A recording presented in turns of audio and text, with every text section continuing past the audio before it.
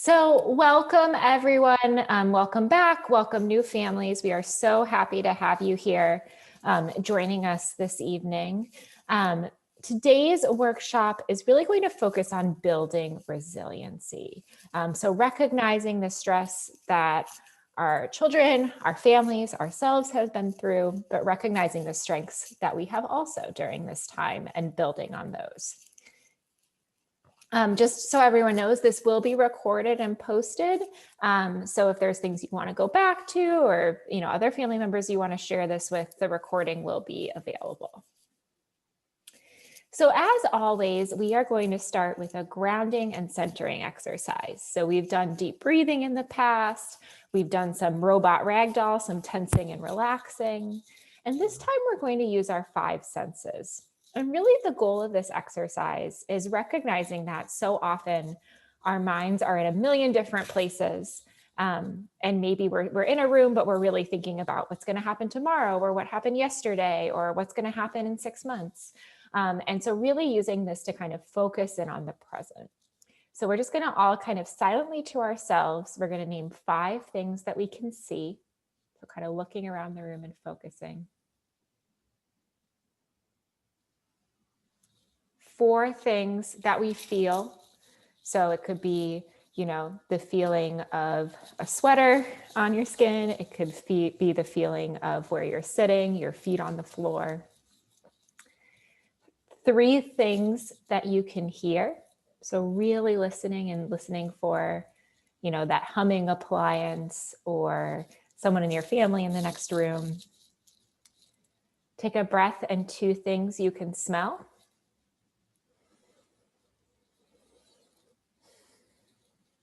And 1 thing you can taste. I will say this exercise, if you're doing it with kids, you can always shorten it and do 1 of each sense if you're not doing the full 5, 4, 3, 2, 1. And I think really using any of your senses can be very centering in moments. So again, thank you all for being here, and let's get started. So our agenda for this week, so we're going to, we started with our grounding and welcome, which we already did. We're going to have a brief follow-up from our last family session. We have 1 special guest to introduce, to talk to us a little bit about resiliency. And then I will talk as well about really building resiliency. So both loss and building resiliency during this time. As always, we'll have a Q&A with all of our panelists. So opportunities to ask questions, to share, to seek the wonderful advice of all the other people on this call. I always say I walk away from these learning so much from the experience of others. And then we'll end together and preview what our next session will be about. So again, just a reminder, the ways that we can use these sessions, really we have 3 goals. So 1 goal is to provide social emotional support for our children, but also really for ourselves. So like taking this time together as caregivers to provide support for one another. We really want to focus on that family to family advice and community building. We always encourage people to share out in the chat. You can ask to be, kind of raise your Zoom hand and we'll unmute you if you'd like to share. I think it's so powerful for people to be able to share ideas with one another. And then we will use this time also to talk about home-based strategies and always try to leave with some kind of practical tips and tools to use at home, specific for individuals with autism. So just a few resource follow-ups. So at the end of last family session, and we will do this again at the end of this family session, we asked families to write in questions, things that they'd like to learn about. So 1 was there were several questions about transitions. So next seminar will be on April 1st, and we are going to focus on transitions. And this will be, covering tips and supports for transitions, whether it be to a new school, whether it be between grades, or kind of the day-to-day transitions of, am I going to be remote or in person, or how do I go back and forth in hybrid learning? We also wanted to mention, so we talked about disclosure and self-awareness during our last discussion, and to share the resource of Dr. Stephen Shore, which will show a follow-up later on, who's really an excellent resource on self-advocacy, on self-awareness, and talks quite a bit about disclosure, sharing the diagnosis and understanding the diagnosis as well. And finally, we had a few questions on kind of transitions to adulthood and the potential for like supported decision making. And so wanted to include two resources from Include NYC. So they have a helpline that's both English and Spanish, and then also this link here is to a PDF handout to provide additional information and resources about questions related to kind of adult supports in adulthood. And again, this is just an example of one of the many resources Dr. Stephen Shore has about building self-awareness. So for example, thinking about even language to model, ways to explain the diagnosis that doesn't use a label, that is non-judgmental, kind of walking through modeling other people's strengths and challenges, and then summarizing, using the label to summarize this collection of differences, and thinking about really self-advocacy, because you need to know what your strengths and challenges are in order to be able to best advocate for yourself. And Michelle, I do know that your team at Langone is doing a presentation on April 13th. Correct. Specifically about disclosure. So I wonder if we want to maybe put that link into the chat for anyone that's interested. I'm happy to. Yes, it's my colleague, Dr. Gilly Segal, who's wonderful, and she's going to be spending some time really talking about a diagnosis, considerations for ages, and we'll answer parent questions as well. All right, so Michelle, I will turn it over to you. Other Michelle. So welcome again, everybody. It is fantastic to have everyone here together. This is such a long winter, and just the fact that we have this opportunity to be together and support one another is absolutely essential in this particular moment in time. So I want to introduce to you an autistic self-advocate, a young man that I have known throughout my life. I actually was teaching at an elementary school in Brooklyn for a very long time. And one of the people that I worked with, her name was Mary Lou Seeger. And she was a character. And Mary Lou Seeger and I go way back. We had plenty of days where Mary Lou would come in and she would talk about her son, Kerwin. And she would say things like, I just don't know how he does it. He's just so smart. And, I heard tales about all the things that he was able to accomplish, all the things that he was able to do, crisscrossing the country, getting involved in leadership, and just really getting out there. And one of the things that Mary Lou really marveled at is that her son had the confidence to be able to provide encouragement and support to others. So we are lucky enough to have Kerwin here with us tonight. I'm sure he's already embarrassed that I have shared some stories about him, but I want to give him an opportunity to introduce himself and share any words of encouragement that he has for our families tonight. He will be joining us in June for a full presentation. He will be the presenter, but he's just here tonight to introduce himself and talk a little bit about just some reassuring us as families that our kids are going to be okay. So take it away, Kerwin. Hello, thank you for that wonderful introduction, Michelle. I'm blushing already. Yes, like Michelle said, my name is Kerwin Seeger. Currently, I am a graduate student at Western Illinois University in their college student personnel department. I am actually conducting research and working with students on the spectrum and their how they interact in a collegiate setting. But I am a proud product of the New York City public school system. And I have really enjoyed going through and navigating the system, because it can be tough at times, but there is a lot of support and resources if you are able to find them. Yeah, and I am proof that that kids are going to be great, and that everyone is continuing at their own pace, and everyone's going to turn out really, really successful. And that even though that there are maybe some challenges right now, oftentimes those challenges are the things that make us unique and make us stronger, and really do help us later on down the road. So I'm really excited to be here. I'm here. Unfortunately, I do have another event for my graduate school, so I will have to hop off in about 15-20 minutes, but I'm happy to answer any questions or provide any context until then. So I want to give families an opportunity, if you'd like to either engage in a question with Kerwin, if you wanted to put it into the chat, or even just raise your hand and we can unmute.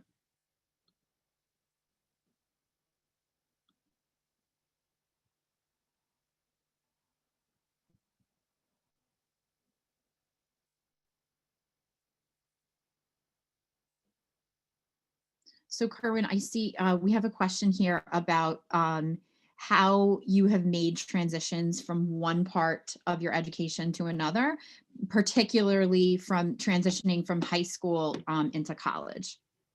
Yeah, so it was not smooth. There are some bumps. So I went to college. I actually went away to college, so I dormed at Juniata College, small, tiny little private school in central Pennsylvania.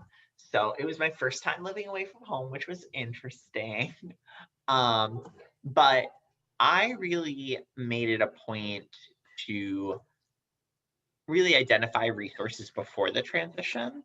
I think when you prepare and you set yourself up for success, um, and find the resources before you're actually immersed in the situation, um, it really does kind of help you, so that if you are going through a crisis or that there is some trouble transitioning, you do have those resources that you know about, and it does help you, and it definitely helped me um, find my own pathway within higher education.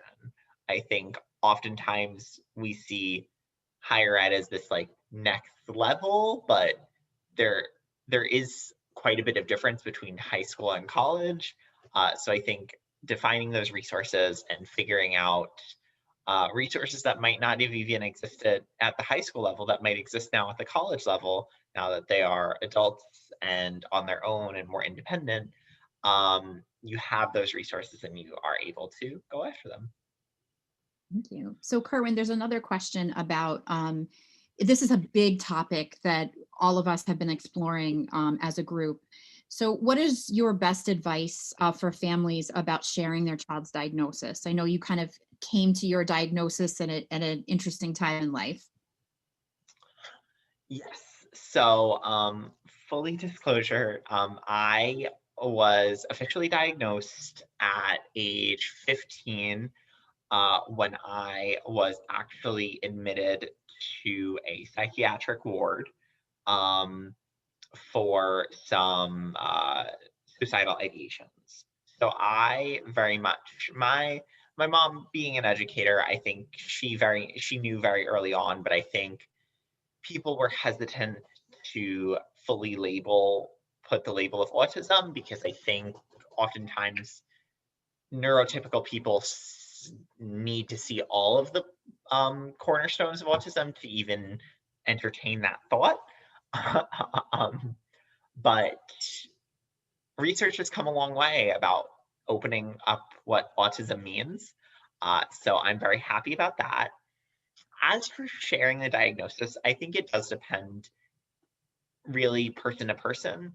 But typically, I think being as honest as you can with your child is really, really beneficial, because oftentimes when there isn't an explanation, people tend to make up their own explanations, and Mm, those tend to be worse than what actually happened. mm, So, when I was struggling socially without the diagnosis, it was very much, I thought it was me. I thought it was like my own personality, and I was just not someone that people wanted to be around.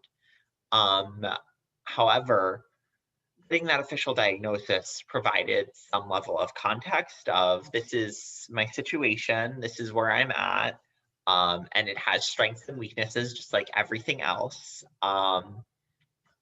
And how can I best use these strengths, and how can I find resources to help manage these weaknesses that come along with being on the autistic spectrum. So being open and honest and starting that conversation as early as possible, whenever you feel like your child is able to go about it in a productive manner.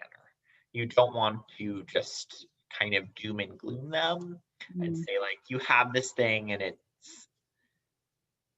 this horrible thing, because it's not. So being honest, but showing them not only the weaknesses and the challenges, but also the amazing strengths that being autistic can provide. Wonderful. Thank you so much, Kerwin. I think we probably only have time for one more question. Am I correct? One more question? Yeah. Okay.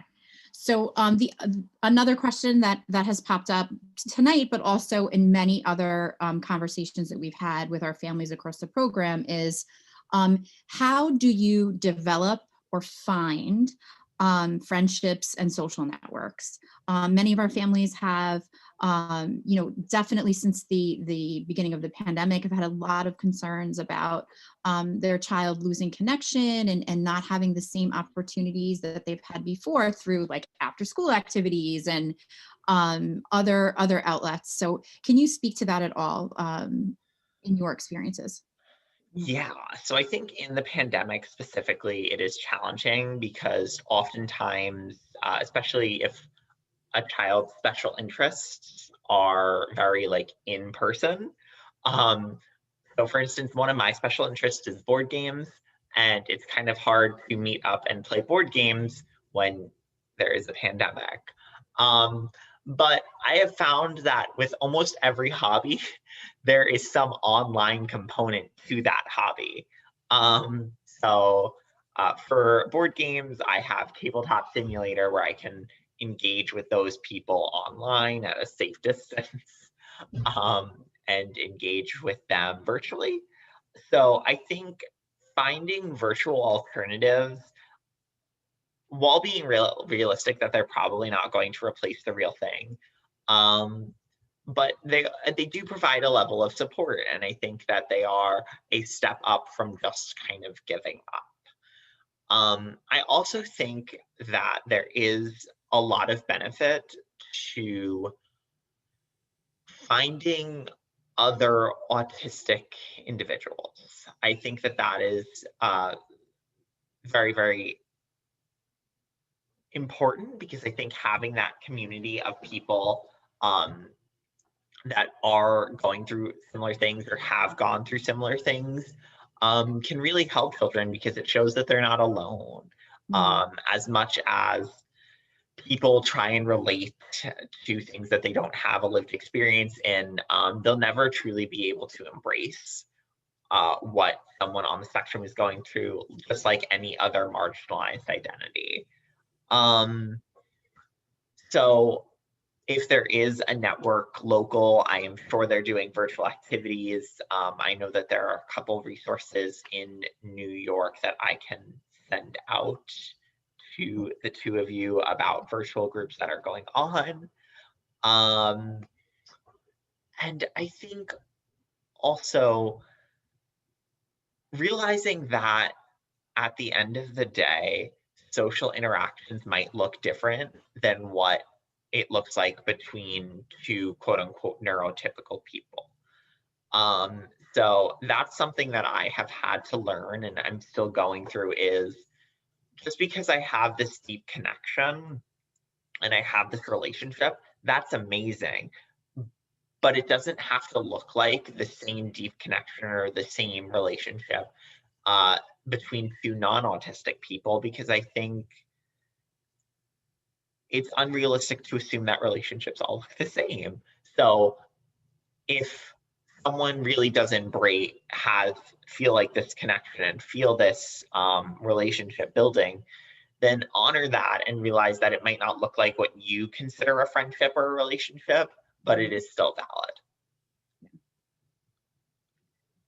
So, Kerwin, final thought. Do you have any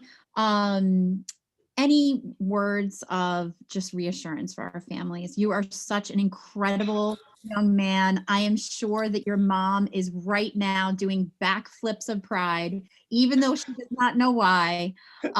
But I know that, hearing from you is something that really gives our families so much inspiration, right? Like, I'm seeing comments popping up in the chat. You're amazing. Thank you for sharing and being open with us. Yeah, so thank you so much, Kerwin. Of course. Yeah, the one thing I can say is people are going to flourish. So the children are going to flourish, and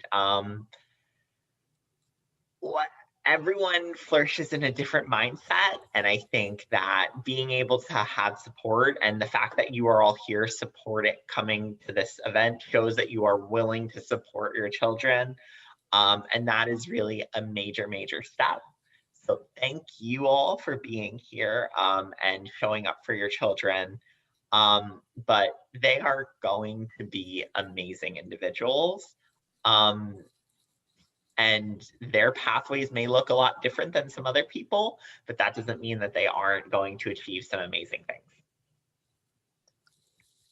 Great. Well, thank you. It was wonderful to be here. I do have to jet out, but I am looking forward to June and my presentation. Likewise. Yes. Great. Thank you Well, so have much. a wonderful evening, everyone. Take care, Kerwin. Thank you so much. Okay, so on with the evening. It's a very tough act to follow. So wonderful to hear from him and to hear his experiences and encouragement.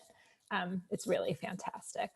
So I wanted to talk, focusing primarily on resilience and this idea that I think even Kerwin touched on, of we're going to come through this, and we are going to come through this in some ways stronger, and having learned about ourselves, and wanted to talk a little bit about what loss can look like for our students and acknowledging for ourselves. But then really we're going to focus the second half on building resilience. And Michelle and I are going to work together to talk about kind of factors related to building resilience, but also some practical strategies as well. So again, I just wanted to acknowledge, like, for our students, for ourselves, we've experienced a range of loss over the past almost a year. And I think that this loss looks many different ways. And I wanted to put this up here in particular to highlight that there is a range of losses. And I think sometimes there's a tendency to say, well, I have this, or I haven't, had this particular kind of loss.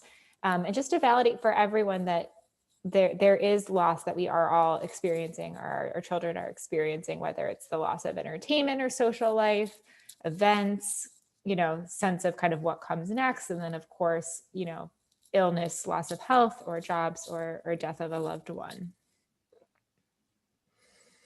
And I think we process loss in many different ways. And I think, one thing I always say to families I work with clinically, I should say, for those of you who don't know me, I'm a clinical psychologist at NYU who also does social emotional consultation to the NEST team.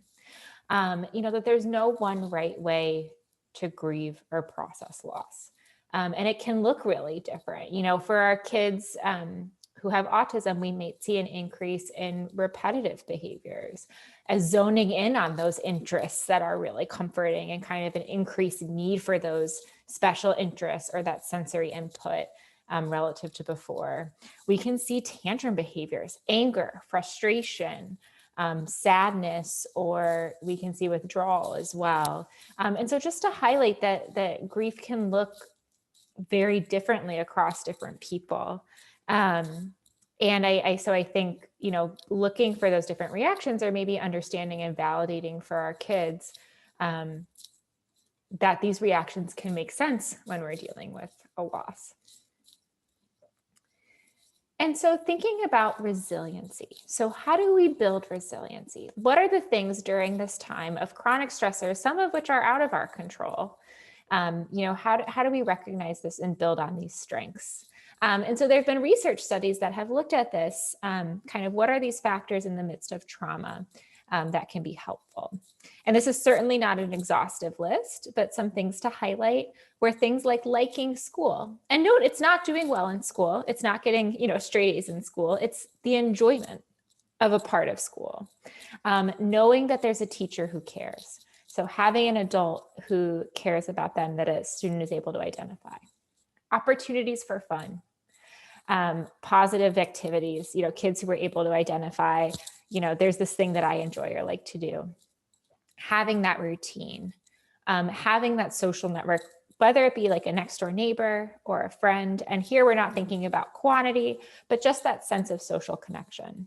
And then also a positive sense of self. So thinking about, we're going to talk more about this building for our kids, but building up that positive self-image and positive self-esteem and that sense of I can do this.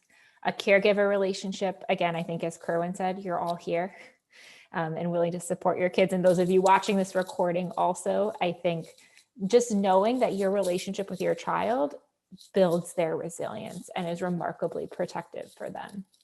And last but not least, comforting beliefs was another thing that was talked about. So this idea of, a belief making meaning about experience, a positive belief about the future, having that family mantra or family idea about things can be really powerful in building resiliency for our kids. And I think if you think about it, you're likely already doing several of these things already.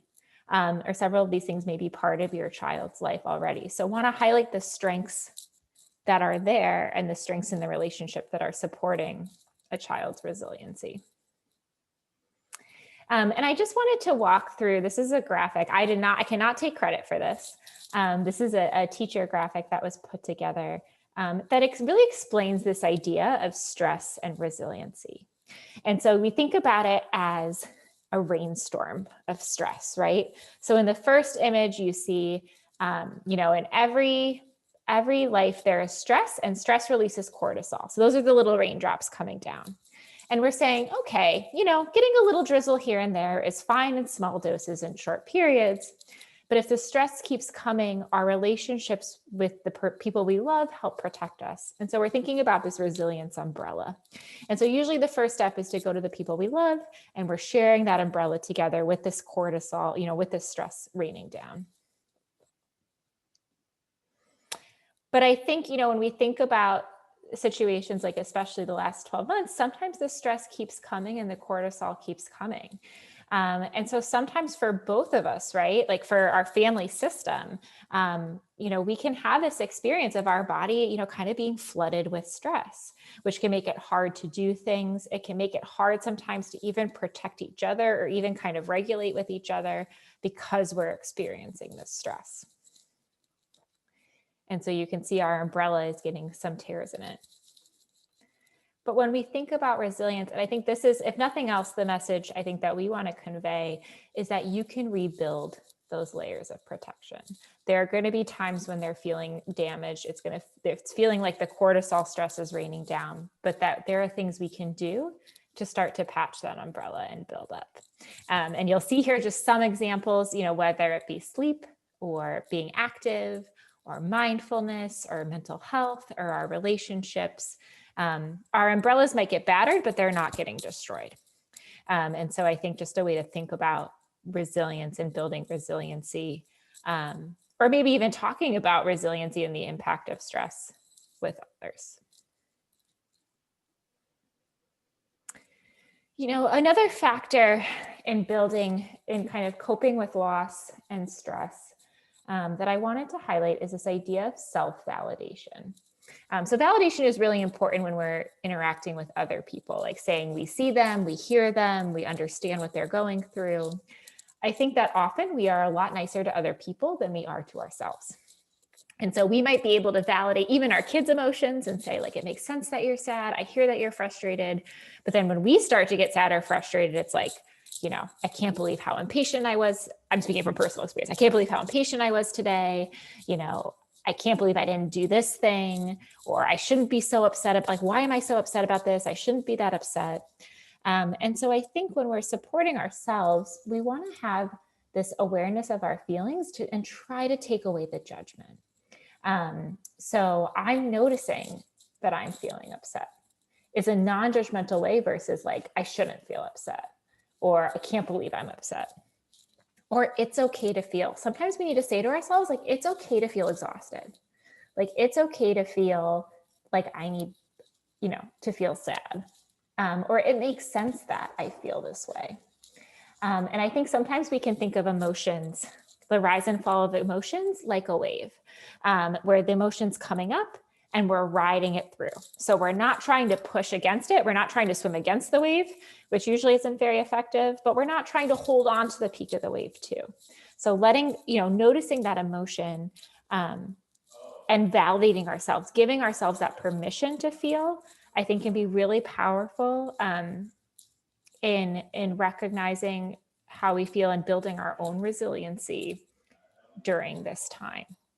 And so you don't have to do this, but I wanted to invite people in the chat, if you want to take a minute either to yourself or share out so other parents can see, just to practice your own self-validation in this moment.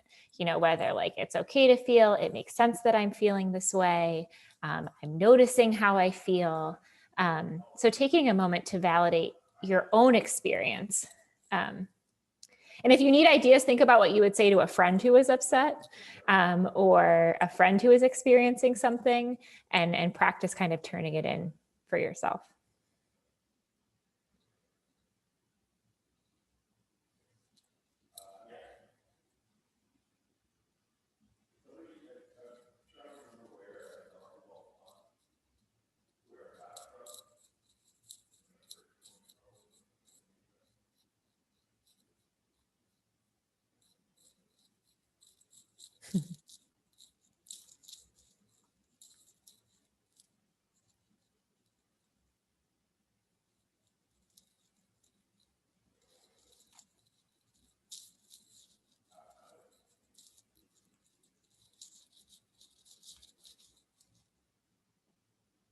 Yeah. So Michelle, I try to remind myself that if I lose my temper, I can try again tomorrow. And my parents weren't perfect either. It makes sense how I feel when things don't go right. Absolutely. Like, it makes sense how you feel when things are frustrating or not as we planned.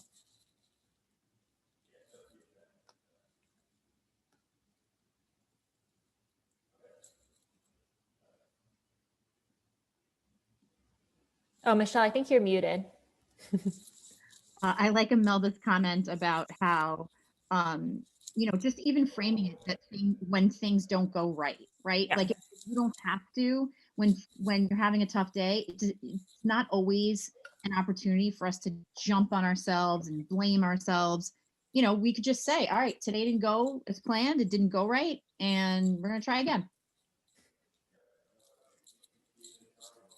And I think also what's important, I know we're putting Imelda on the spot, but thank you for sharing. I also think even the framing of things didn't go right, not I made a mistake or I didn't do enough, but it didn't go right. It did not go right. Yeah. Feeling undone, notice that feeling of done and that others are feeling that way too, right? That we're not alone in how we're feeling.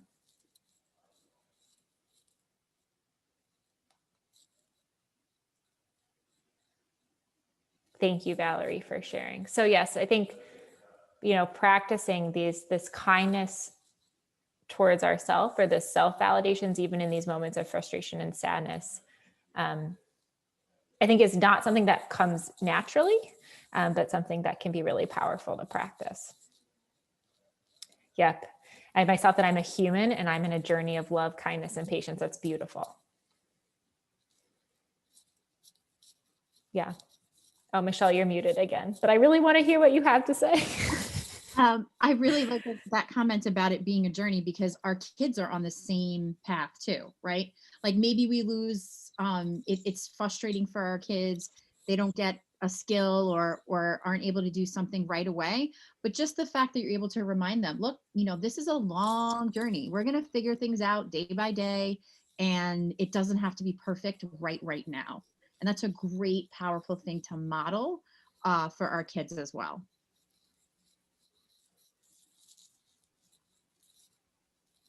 Yeah, yeah, you feel like you should know.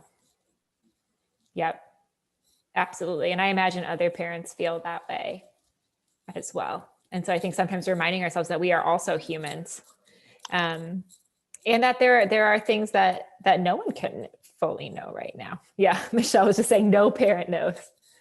Oh, Amy, yep, this is such an important one. It's okay for me to say no to things if it doesn't work for our family on a particular day to prioritize our mental health. Yep, no one has if there was a manual, like I wish, I wish there could be, but there isn't. There's no manual or no one right way. And yeah, I think the self-validation around saying no can be really powerful too, of like, this makes sense for my family right now, or this is what we need right now. And that's okay.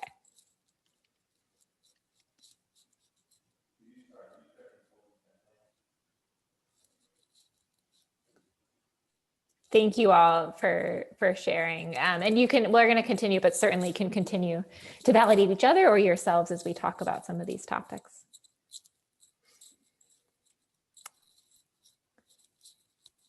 So I think we also just want to think about this idea of like, where our energy level is and like how full or empty our tanks are, so to speak. And I think this is important when we're thinking about building resiliency and thinking about how do we fill up the tank?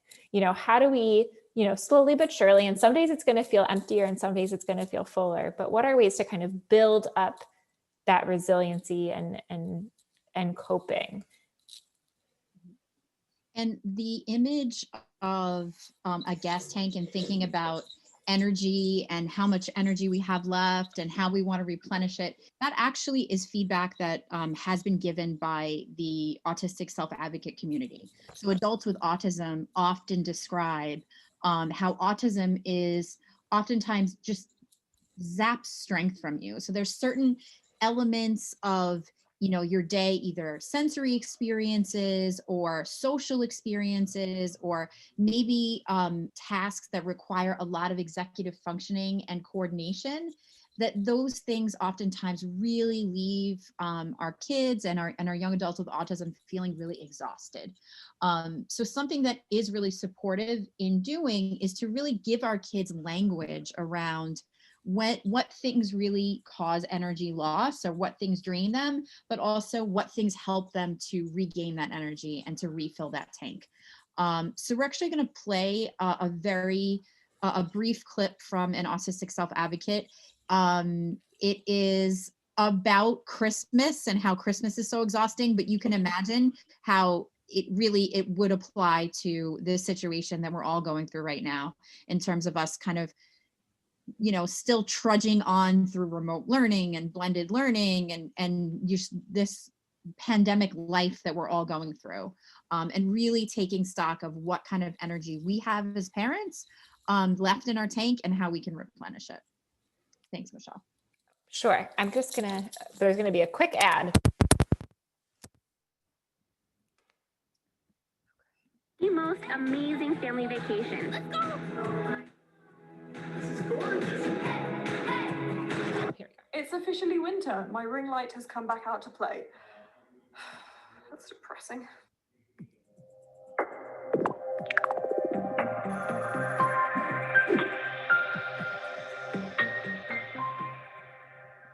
Hey everyone. everyone, it's Katie and welcome back to my channel.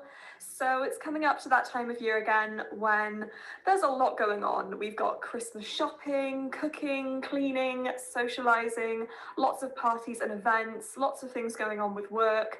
So everything in terms of our routine and daily structure can kind of just go out the window at this time of year, and it can be really stressful and overwhelming for a lot of people. And I wanted to make a video about this whole topic and how we can manage ourselves and our routines and our energy levels around this time of year. And I actually came across this idea in a book that I have read recently called Spectrum Women.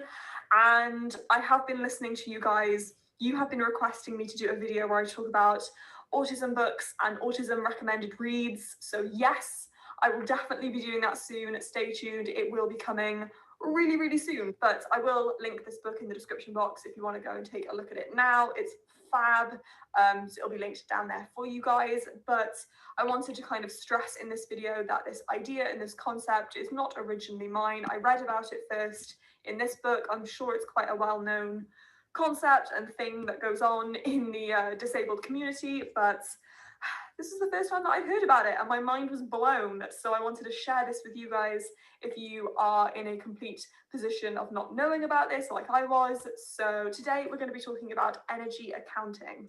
So first things first, what actually is energy accounting? It is basically a way of just managing your energy levels and ensuring that you have enough energy to do all the things that you want to do in your day, your week, or your month. And this is so important for people, especially those with chronic illness or long-term disabilities or mental health conditions. And if you're anything like me and you have one or two or a couple of these conditions, you've probably been told more than once in your life, you need to pace, you need to slow down, you need to make sure that you've got enough energy, you need to think about prioritizing your activities and all that kind of stuff.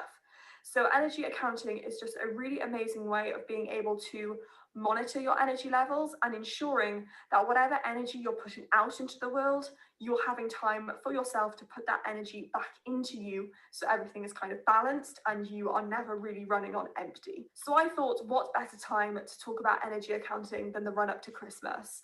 Everything's all higgledy-piggledy, it's all up in the air, you're probably putting out a lot more energy than you are putting into your body, and things just go a little bit pear-shaped. So I thought it was perfect timing to sit down and share with you guys the technique that I learned from Spectrum Women, and hopefully this can help in the run-up to Christmas and ensuring that your festive period is one that involves little burnout. The only thing that you need to start your energy accounting journey is just a place where you can make two lists. So either in your phone or your laptop or on a physical piece of paper, just grab something quickly now where you can create two lists, and you can do this along with me as I'm sharing this technique throughout the video. So we're going to start with our first list, and we're going to call this list energy loss. You can call it anything you want really, but I prefer to call this list energy loss. So if you want to follow my lead, that is what I call this list.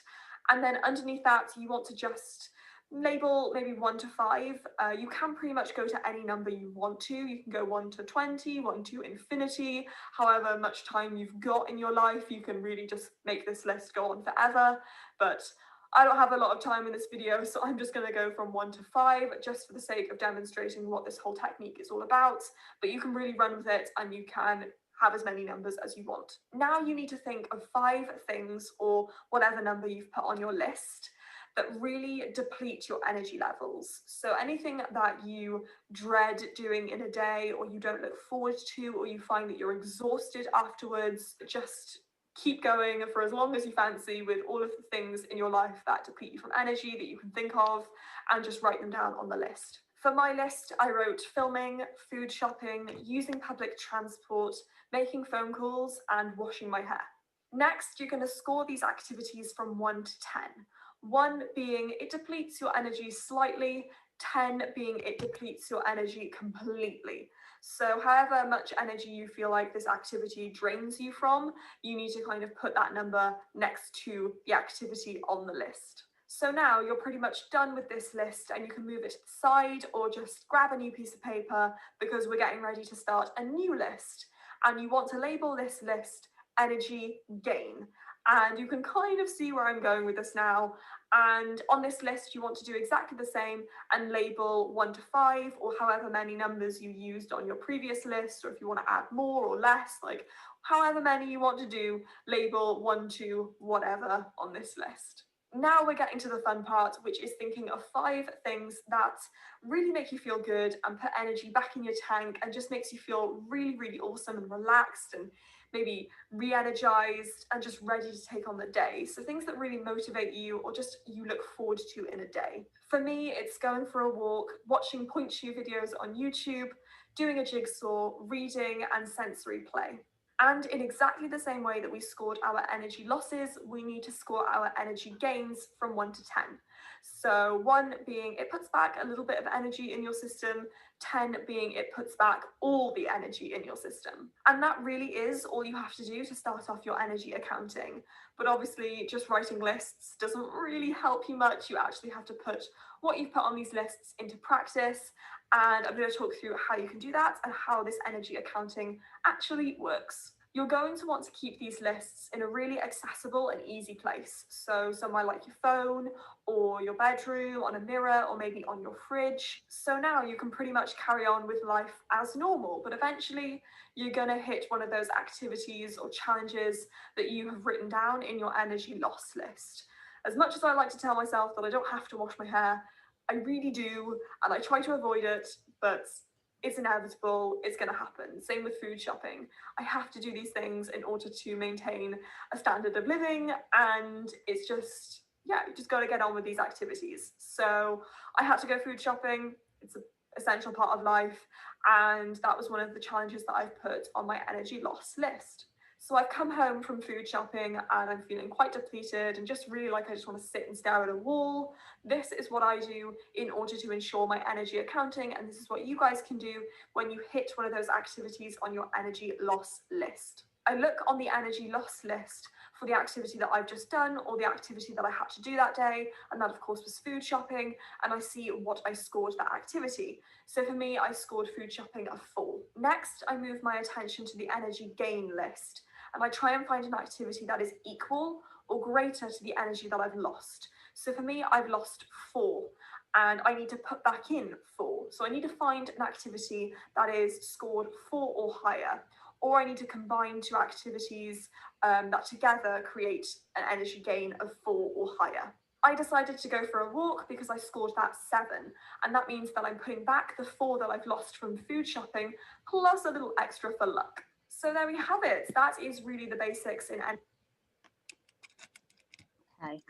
So this video was specific to this individual who is an autistic self-advocate, and she was talking about tasks that are affiliated with holidays, but really this concept of really constantly looking at the balance that we have as families. One of the things that we know we are all guilty of is consistently putting energy out in terms of supporting our kids and staying on top of their learning and making sure that our family is physically safe in this really difficult time.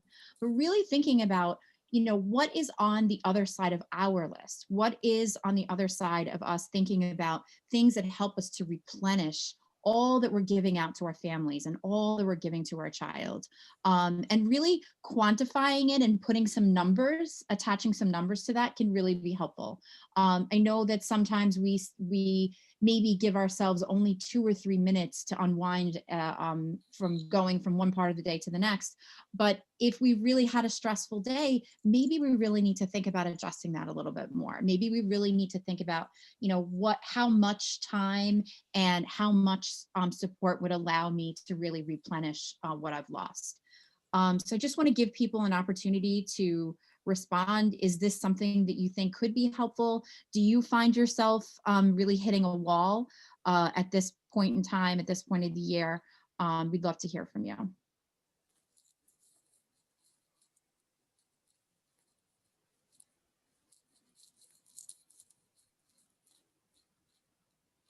One thing I'll say, Michelle, is as people are thinking about this, that I think is so powerful about this is how individualized it is, and thinking about what might be draining you know, like I'm looking at this list and like, I used to love to go to the grocery store, and like that might be like replenishing for me. And I think, you know, especially when we're thinking about our kids or ourselves, that it's so unique and again, kind of valid, like what are the energy loss points for us, and what are our gains, and like how can we celebrate what the gains are for us as individuals. So I think this language could be really helpful. And I like the specificity also, because I think sometimes we find ourselves saying, oh, like I got to take care of myself, or I've got to do something, but it can be hard in the moment, I think, even to brainstorm. Yeah, and Valerie's saying it's a great idea as a way of taking care of ourselves.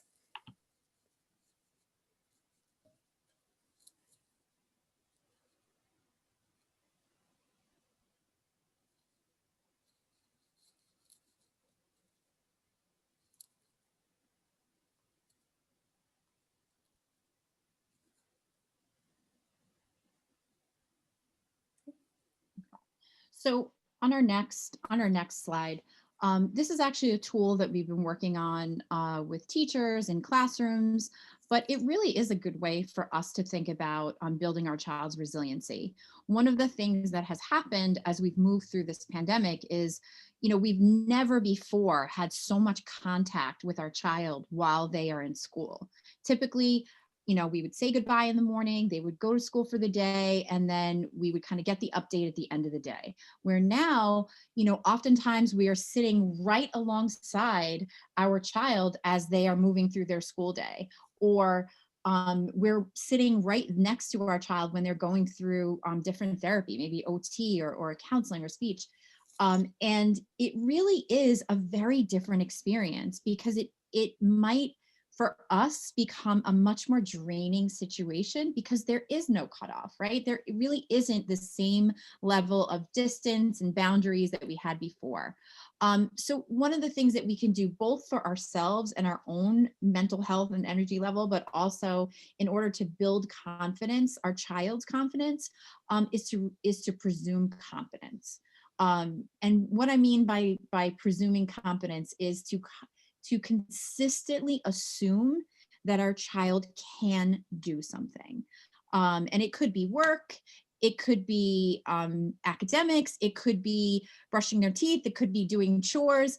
Presuming competence is something that really sets us free, because we are really expecting more independence from our child, but it also is giving our child a boost of confidence that we do believe that they can do for themselves, and that with our support that they're able to really follow through with many things that maybe we're not even really sure they can do yet. But if you look at the list that's there, if we think about starting really sort of at the midpoint in terms of support, oftentimes when we're expecting our child to do something for themselves, we go straight to giving them 150% support. So maybe thinking about, how do we kind of find a happy medium between expecting our child to do something completely on their own or completely supported? So thinking about, how can I find a starting point that's somewhere in the middle, right? It's not a 5, it's not total support, but it's also not a 1 that is no support at all. So thinking about, how can I front load some of the supports that my child needs? Maybe I need to take a little bit of extra time in explaining something, or maybe I need to model a couple of times how to do something, and then be able to allow my child to take a chance and do it on their own. And I can stay close by, and I can be there to answer questions, but I'm giving them an opportunity to take some time to push themselves a little and be able to assert their own confidence and their own independence, that they can do it.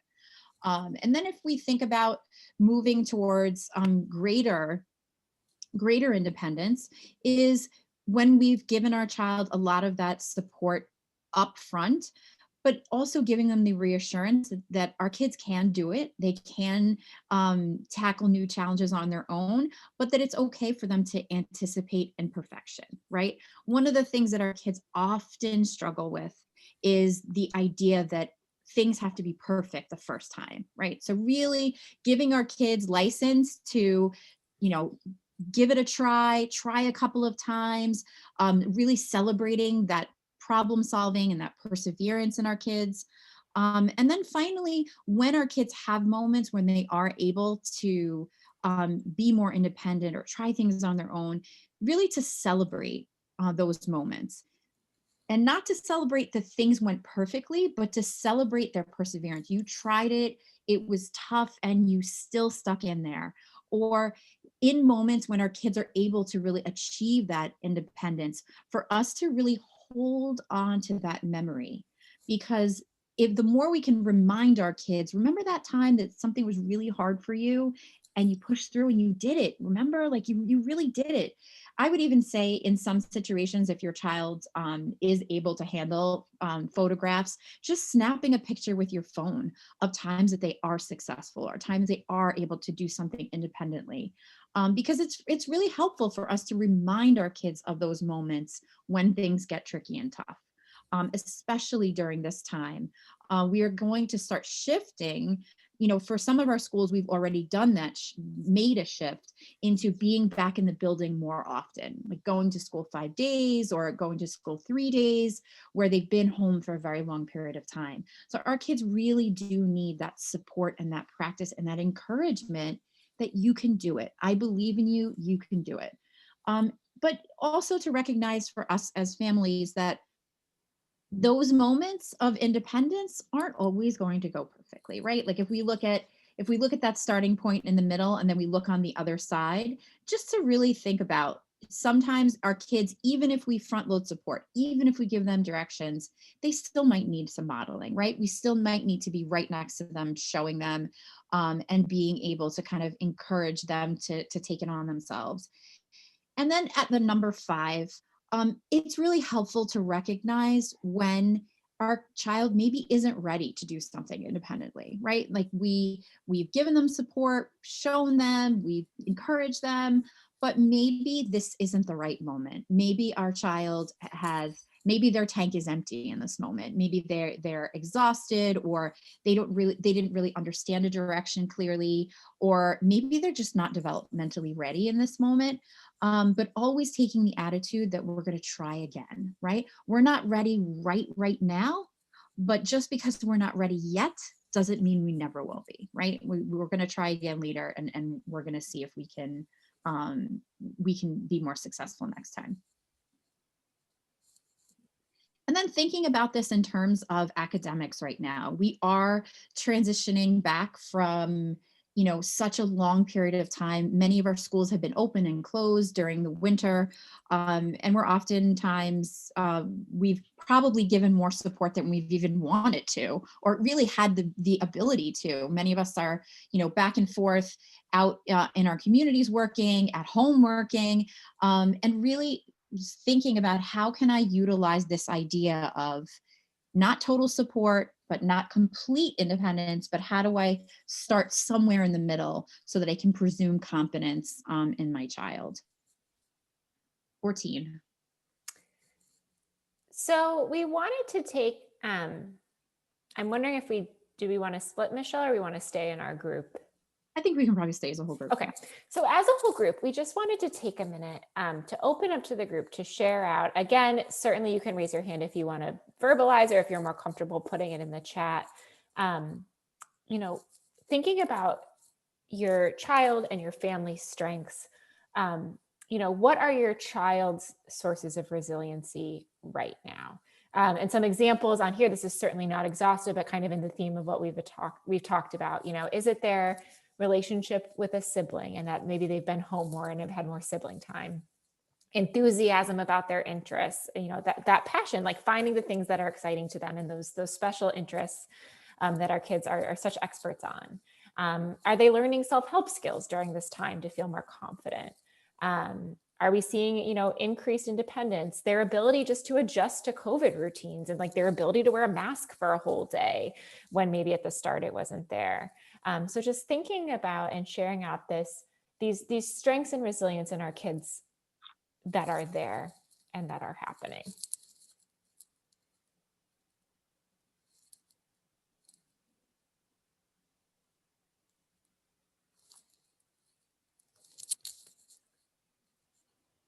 Okay, so maybe what we'll do is I will put us into some groups just so that we can talk to one another and share some examples.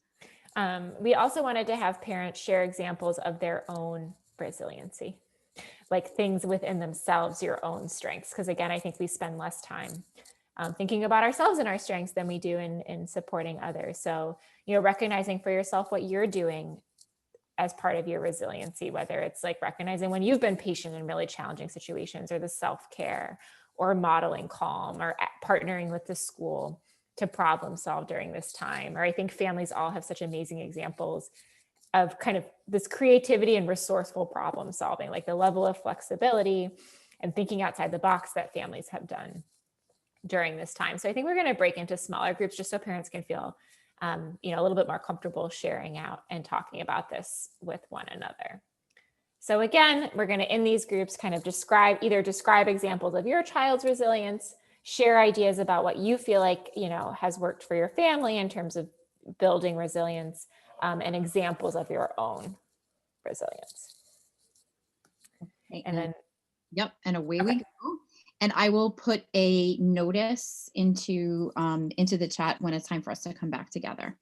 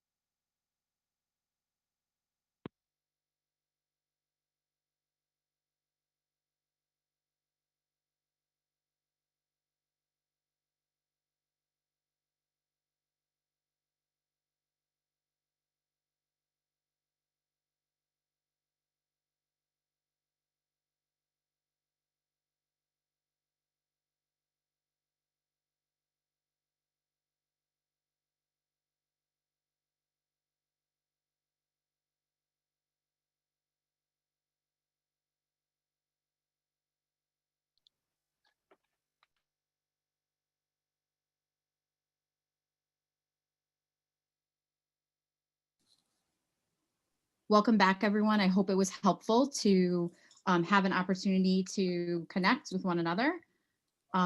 We are going to, we can open the floor. Typically at the end of our sessions, we do a Q&A.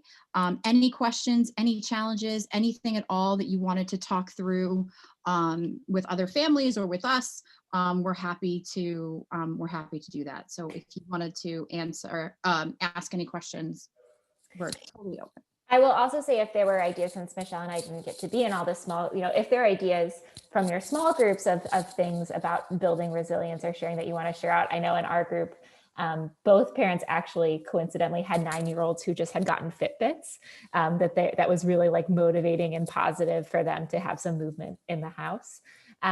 So if there are ideas about for yourself or for others about building resilience that you came across in your discussion that you want to share out in the chat, you're always welcome also. But yeah, so any sharing or any questions in our last few minutes, and the questions do not have to be about resiliency.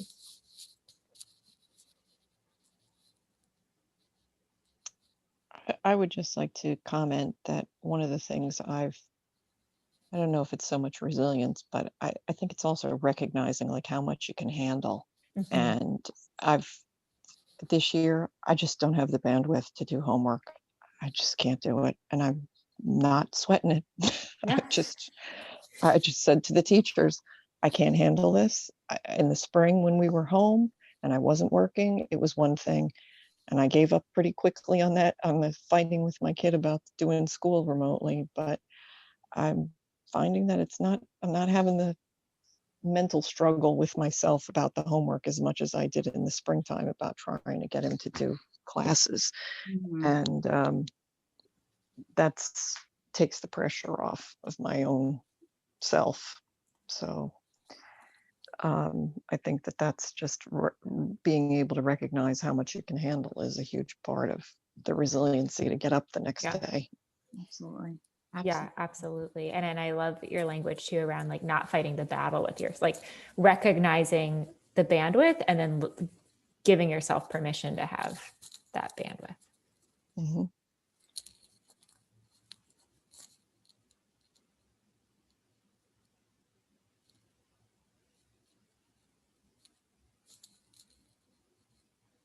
And I know one of the things that's kind of challenging about homework and this particular time is it's very hard for our kids to see that there's a difference between the school day and the home and your day at home. So it makes total sense that kids really refusing to want to do homework or battling us for homework, because everything kind of feels like that right now, right? Like there really doesn't seem the lines between the school day and homework time are just completely blurred. So I totally support you, Kara. I think it's really smart for you to think about advocating for yourself, not just for your child, but for yourself right now.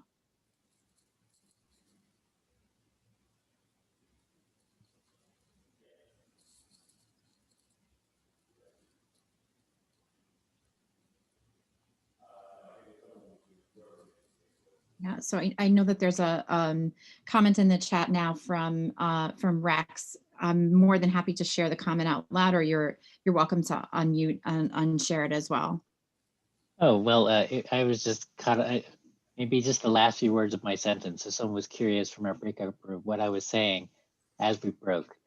And that was just that I think maybe sharing a little about COVID with our kid maybe gives some sense of why are we going through these huge restrictions on our activity, and maybe say, people are suffering so much. Of course, that's a bit maybe, anyway, there's so much going on, try to be a little flexible here. We have tough times. Yeah, I think that's so smart. Even just the fact that you are giving your child a little bit of honesty. I think that sometimes as families, especially in this situation, we feel like we have to be like a performer, like constantly, the cruise director, keeping things going, keeping things moving, and giving our kids an opportunity to understand that this is a situation that is impacting everyone all over the world. And it makes sense that it's really hard, and it makes sense that, you know, your mom and dad are exhausted at moments, and you feel exhausted at moments. So it's just, I think it's really smart, Rex, that you're using some honesty to validate what your child is probably also feeling, but maybe our kids don't always have the language to be able to express it. That's great. Hi, this is Imelva. I just wanted to share, and I don't necessarily with resilience is just how impactful sometimes I feel like I don't it's not sufficient. Like I hear about kids, you know, not showing up to school on the remote, or maybe kids are just getting passed because they showed up for remote class, or like I just feel like education for our kids, I feel very fearful for them. It's just, it's not at what they would have been, right? And then their experience now, right? So as a parent, not only are you dealing with your own stresses, but then you got to deal with like stresses of, you know, are they getting properly educated? And, you know, so I don't know how other parents are managing through that. And then also I recently had a challenge. My son takes the bus, and there's kids on the bus who, due to medical accommodations, don't wear a mask. And my husband has a pre-existing condition, and it's kind of like another stress, because it's like, I want to go on the bus. I'm like, well, you can't go on the bus. And then it's another stress for us to get him back and forth to school. And it feels like, well, I lost my sense of independence because I want to be on the bus. And so having all of these emotions and things going through the house, sometimes it's just kind of like, I feel like the lady who said earlier with the homework, it's like, all right, well, we just gonna let it go for now, and we'll take it up another time. I just wanted to kind of hear what anybody, you know, if anybody had this experience, or what are people doing in that self-care situation. Yeah, I would. Oh, go ahead. If it's okay, sorry, Milva. I certainly, with regard to education, I quite feel the same way.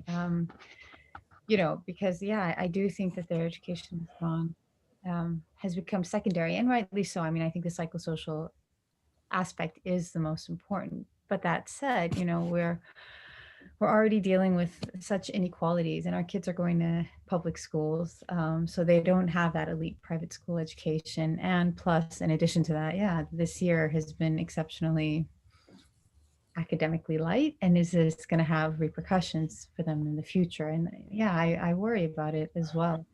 I have no solution. I mean, you know, in my ideal world, I'd be teaching them a foreign language during this time, or some, you know, crazy skill or some, but of course I'm not, you know, I'm just handing them the iPad. I mean, like mom, I do hope, yeah, I mean, I do hope that somehow some provision will be made, or an accommodation will be made, and I don't really know how the DOE can do that. But yeah, I fear for their education as well. Sort of in this country where education is so unequal, like who has access to what, right? I do feel like we may be getting the short end of the stick. Yeah. And I see that. Oh, go ahead. I was like, thank you for sharing. And Cara, you wanted to share as well. You can go ahead and unmute. Thank you for raising your hand. Oh, sure. I just wanted to, Tara. I had a really great conversation with somebody that I met during the shutdown in the spring. And it's another Nest parent who has a high school age son. And she's originally from Bosnia. And she told me that her brother, she was older than her brother, but her brother didn't go to school for 5 years because of the ongoing war in the country.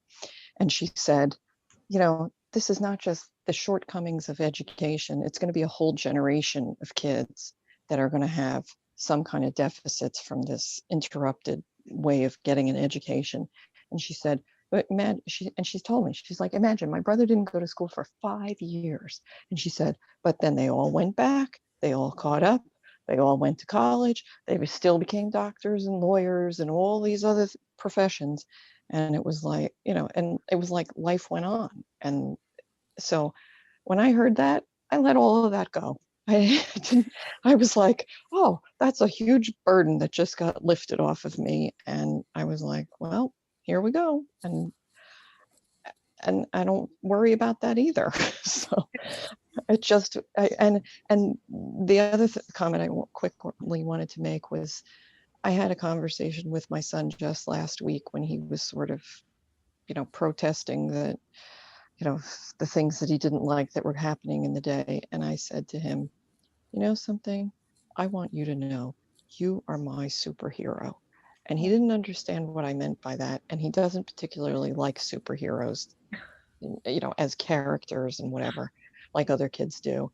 And he said, what do you mean by that? And I said, well, I want you to know that nobody else I have never gone through what you are going through, and there are people that are going to be talking about this pandemic for a very, very long time and how all these kids went through this. And I said, and hopefully there won't be another pandemic in our lifetimes, but you are my superhero because you're going to school and you're wearing a mask and you don't get to see your friends and you don't get to go outside and play like you once did. Mm. And I said, and that's really, really hard. And don't think that I don't know it because I know how it is. And I know what I did in third grade. And I went home from school and I went outside to play. And I never had to go through this pandemic at 8 years old. Yeah. So, and I think that really reassured him, and he felt a lot better in the moment about it. And, he's powering through. I mean, not that every day is easy, but, he makes the best of it. And I'm surprised that he's made it through blended learning and going to hybrid and wearing a mask all day. And I was really reluctant to send him to in-person learning, but I'm glad that I did it, because it gets him out of the apartment and gets him to be with his peers. And, I'm not doing homework with him, but at least he's in school and the teachers are getting him to do things that I can't get him to do. Yeah. So that was my takeaway. Thank you. I just want to say thank you. That was so helpful. So Yeah. helpful. Thank you. I I'm agree. glad. I hope that somebody else will benefit from that. That was beautifully expressed and I think so valuable. Thank you so much for sharing. And Kara, if I may add, I've also heard this example from two other Bosnians. Yeah, it's crazy, and these are people who are essentially our age now, and as you say, 4 or 5 years, just they had nothing, and yet they managed to catch up. So yes, I should remember that whenever I'm feeling a little bit panicked about our kids' future. Yeah, I mean, I have from my own family, I could piggyback on that. I think that's also why my stress levels weren't as high. My dad was displaced. He's almost 90, but during the World War, he had to leave his country and like be like a migrant for many years until his teens, until he was able to come back into his country. So he didn't get an education during those times. They were working on farms and, going from wherever they can to labor and get, food and lodging. He's a PhD, linguist. So, and I have a huge generational gap between me and my parents, but I think that's the older folk that are around me all said, hey, we went through war, we went through this, we had bombs and we had this. And, I'm grateful that it's so weird to say that I'm grateful it's a pandemic and not a war, that, we have the devices and we have, the ability to, and survivability with, all our gadgets and whatnot. But the old folk are all telling me in the beginning, like, we did this without this, and I did math without a cat, and they did it. My mom was also went through the same thing. They were displaced. They were evacuated from their town. She's a medical doctor. I mean, retired now because they're all pushing 90. So I think that because I knew their story, and because that was shared with me, and like through conversation and whatnot, I think that I kind of had I'm an optimist anyway. But this kind of like made the glass a little bit more full for me, even though there's a lot of, setbacks. And yes, I see regression in kids. And, my middle schooler was learning to tie his shoelaces, and he lost that skill because he wasn't able to practice in person. And no matter, I mean, I'm not an OT, so I don't have the tricks, like I know how to do it my way, but I know that the OT would do it with him in a different way, so there is like a little bit of sadness. And I think that, and what I was saying in the beginning is that, like, I think we have to take a moment to grieve the loss, like the loss of the first birthday party, the loss of graduation, the loss that we experience, and actually acknowledge it and grieve it. And then, do that process and then move on. Because if you hold on to that resentment, like to what was lost, I think it's going to be harder to push forward. You know what I mean? Absolutely. Oh yeah, 4 boys. Yes, thank you. I just and yes, in my small group I shared that I have 4 boys. My 2 older ones are in Nest, Nest Middle School and Nest Elementary. My 7-year-old, who's the size of my 9-year-old, is in a school for autistic children, specifically Brooklyn Blue Feather. And he really did regress. But you know what? He went back to school, and he jumped back. Like, yes, there is loss, but um, kids are resilient, and I see it all the time. A lot of people say it, and you may not see it, but and I think us as parents, I know that we're all supplementing in our own way and we're doing our best. And I think that what we're doing is what we can, and that is the best, right? I don't care what, if somebody else is, I see people on Facebook is like, I need a language tutor for my kindergartner. I'm not there. I'm Elsa, I'm letting go, I'm teaching my kids also to let go. And just like Kara, you said that, you said no homework, with 4 kids and remote learning at the same time. Oh, and then I have a kindergartner, which, kindergarten remote learning is, I smell bananas. It's crazy. But I let go of subjects.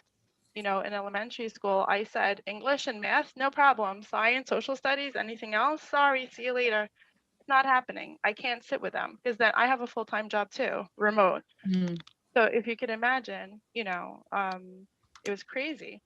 But I think that letting go, and, nobody said boo to me. The principal didn't say, oh, you need to, no, they understood, and I think that everybody's in the same boat.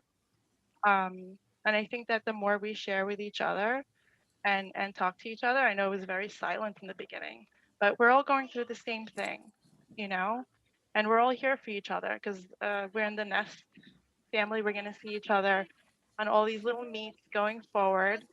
And I think it's wonderful to see, familiar faces from time to time. Help me. Help you? Okay. I got to go help this one. But thank you. Thank you. Thank you all so much for sharing your family stories of resiliency, for reflecting on your strengths. And like Rosa said, I think the reason Michelle and I look forward to these so much and is the connections that you all make with one another, and the way that you all share things with one another that is so powerful. So I think on that note, just wanted to put here some additional resources. If you're looking for ways, to talk about loss or COVID or other ideas, these are just some nice resources kind of related to resiliency. And then we did our Q&A.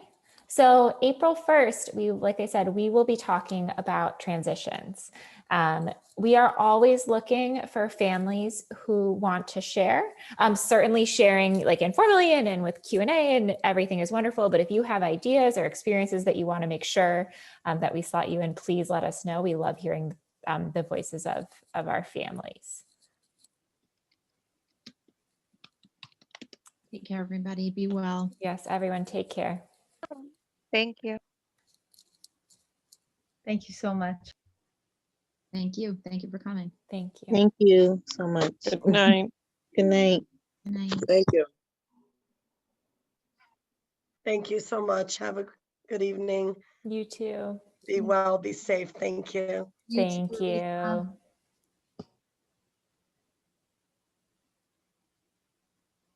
Oh, let me-